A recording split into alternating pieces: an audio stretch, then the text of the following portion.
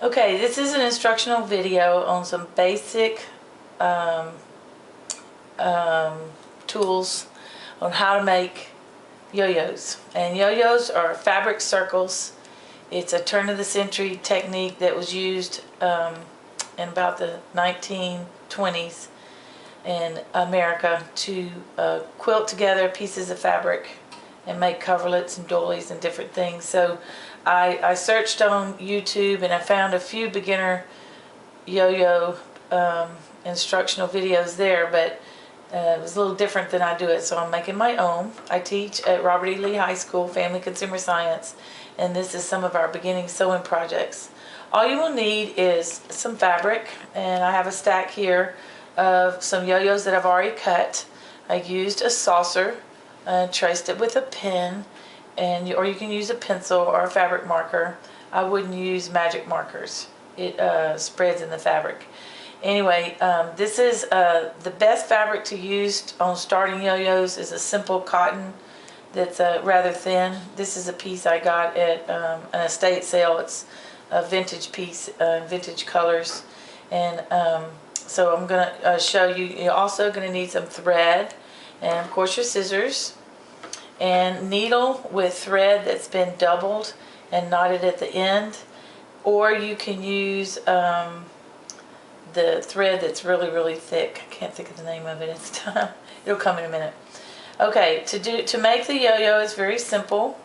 What you want to do is you want the wrong side of the fabric facing you, and the way you can tell the difference is the brightness of the colors, and then the side that's muted looking, that's your wrong side. You want that facing you. You want to turn the fabric down about 1/4 of an inch and insert your needle halfway in between the fold and the cut. And all you're going to do is a simple basting stitch. You don't have to go in and out all the way through each time. Just kind of weave the fabric onto your needle. The space in between each place that you insert, about 1/4 of an inch is good.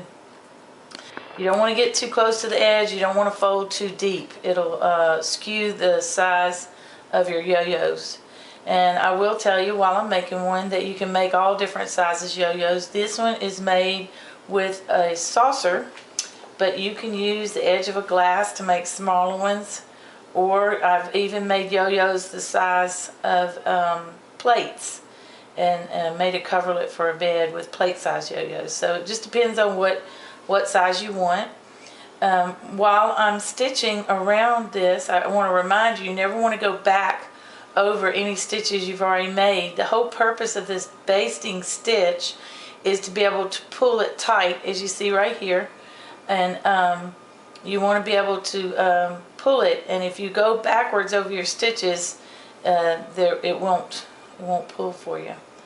And I've seen some videos where they actually iron the edges down before they sew around, but that takes too much time. To me, you just fold it over as you go. Use your fingers just to fold it over.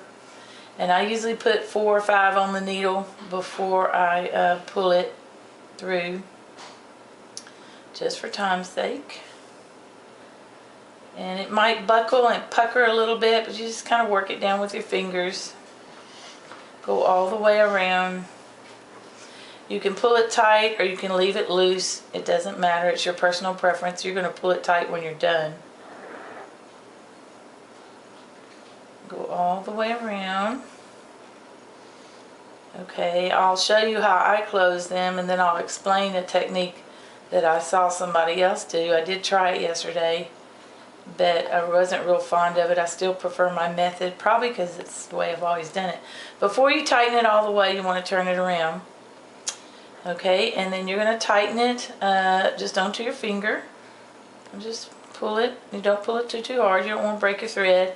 But just tighten it as tight as you can. And then after you slip your finger off, you usually can tighten it just a little bit more. Okay, and then after I've done all I can do, you want to push the front of it down while you're holding it and grab the last couple of folds and reach over and grab the first couple of folds you made. Again, pushing this front down so you can see the work. And all you're doing is pull them together. Okay, and then after you've pulled them together with a couple of stitches, see if I can not mess myself up here. That happens.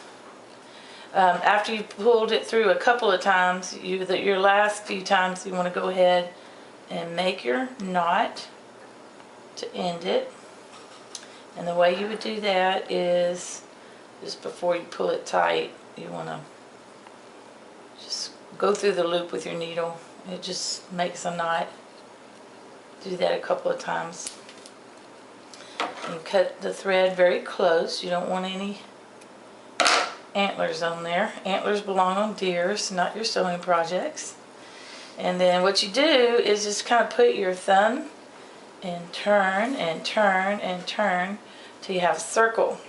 And you should have a little circle in the middle. Now, if you'll back the camera up a little bit, you'll see the circle's really tight on this one, and it's kind of bigger on this one. I told you I would tell you about another technique in tying it off.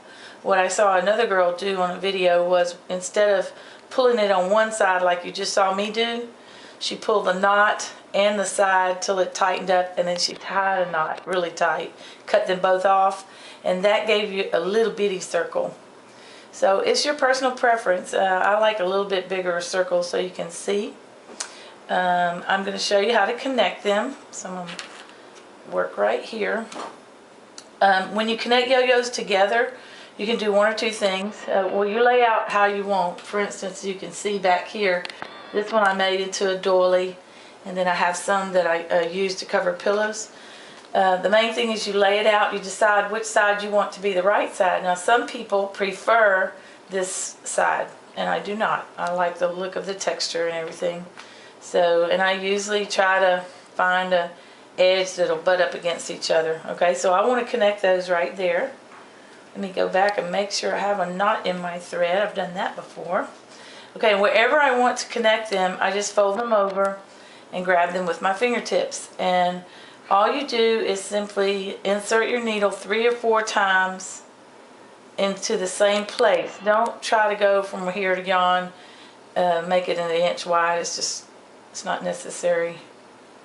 Okay, and I've made 2 or 3 runs through this same spot. Now I'm going to do it again, running my needle, well, if it won't quit curling, running my needle through the loop to go ahead and make my knot. And once I've done that several times, I cut it close and lay it open. And as you can see, the stitching is going to be on the reverse side. Okay, and that is how you make a basic yo-yo and how to connect them.